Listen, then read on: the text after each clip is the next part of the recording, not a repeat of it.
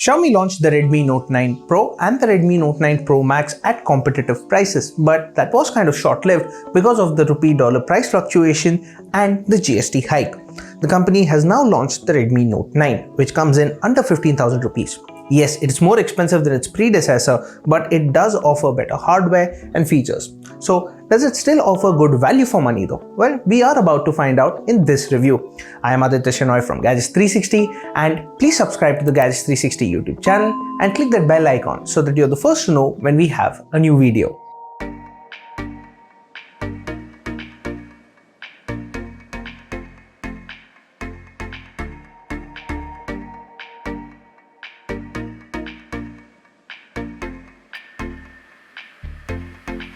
The Redmi Note 9 inherits its aura balanced design from its elder siblings, the Redmi Note 9 Pro and the Redmi Note 9 Pro Max, but there are a few differences. For instance, this one ditches the side-mounted fingerprint scanner in favor of the good old rear-mounted one. It is pretty quick, and if you're into unlocking the smartphone with your face, you got that too, and it works just fine. The second big change on the Redmi Note 9 is the hole punch display. The front-facing camera is in the upper left corner rather than in the center. The cutout isn't all that distracting, and if you hold the smartphone in landscape mode, chances are you won't notice it at all. What you will notice are the bezels, which are fairly thick, but this is kinda acceptable at this price point. Like other Redmi Note devices, the Note 9 too has a P2I nano coating that repels liquids from its surface. And even though it lacks an IP rating, it comes with rubber seals on the ports. Talking of display space, it has a 6.53-inch display with a full HD Plus resolution and has Corning Gorilla Glass 5 for protection. It has good viewing angles and does get bright enough when required.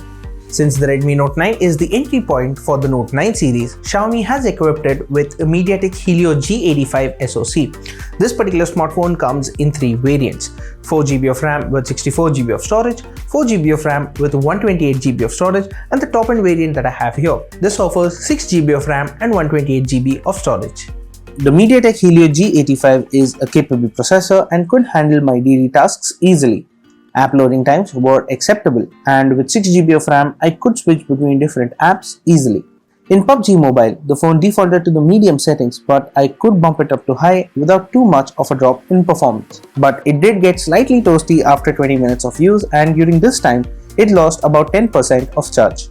In terms of software, nothing much is new. The Redmi Note 9 runs MIUI 11 on top of Android 10, and my unit had the recent June security patch. As usual, the phone comes with a fair amount of bloatware pre-installed and suggests that you download some more during the setup process.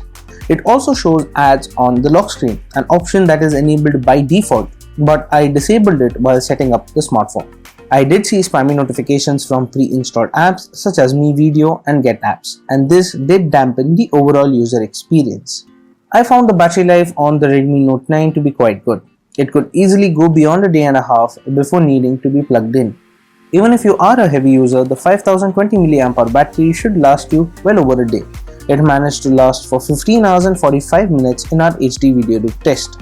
Now, there has been a bit of a controversy surrounding the charging speeds of the Redmi Note 9. Well, this particular smartphone ships with a 22.5 watt charger, but it is limited to 18 watt charging only. Xiaomi says that there is a software lock for this particular device, and they need further lab and field testing to enable the full 22.5 watt charging, which hasn't been possible due to the lockdown.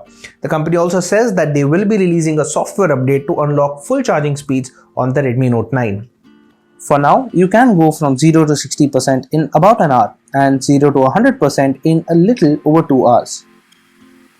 When it comes to clicking photos, the Note 9 has a quad camera setup consisting of a 48 megapixel primary camera, an 8 megapixel ultra wide, 2 megapixel macro, and a 2 megapixel depth sensor.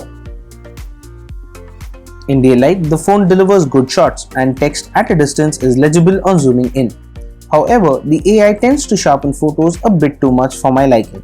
Photos taken at the full 48 megapixel resolution had better details and weren't sharpened as much. There was a noticeable drop in quality in photos taken with the wide-angle camera. For close-ups, the AI was quick to recognize the subject but occasionally had trouble with focus. The portrait mode managed good separation between the subject and background, but it doesn't let you choose the amount of background blur before clicking a shot. Edge detection was also very good. I found the camera performance on the Redmi Note 9 to be good during daylight, but it was strictly average in low light. In low light, the output was decent, but fine grain was visible on zooming in. It also has a night mode, but it takes longer to save a shot, forcing you to hold still for that time with barely any difference in quality while using it. Video recording tops out at 1080p for the primary shooter. The Redmi Note 9 managed decent output and did stabilize the footage well. In low light, there was a noticeable shimmer as the phone tried to stabilize the footage. For selfies, it has a 13 megapixel camera. Selfies taken in daylight were crisp and had good details. You can take portrait shots using the selfie camera as well, but here I couldn't set the level of blur. The Redmi Note 9 did manage good edge detection and the quality dipped in low light. To sum it up, you should consider the Redmi Note 9 if you are looking for a decent processor, good battery life, and if you have faith in Xiaomi to unlock the 22.5 watt charging goodness with a software update. The camera is good for daylight but struggles during the night, so that is something you might want to consider before buying this device. The base variant of the Redmi Note 9 Pro starts at 11,999 rupees and is a solid all-around package at that price. The higher variants though are a little hard to recommend because as soon as you start speccing it up, it loses value because for that price you will get the Realme 6, the Poco M2 Pro and the Redmi Note 9 Pro, which not only offer better hardware but also better features. And that was my full review of the Redmi Note 9. What do you think about the smartphone? Let me know in the comment section down below. And as always, for all things tech, stay tuned to gadgets360.com.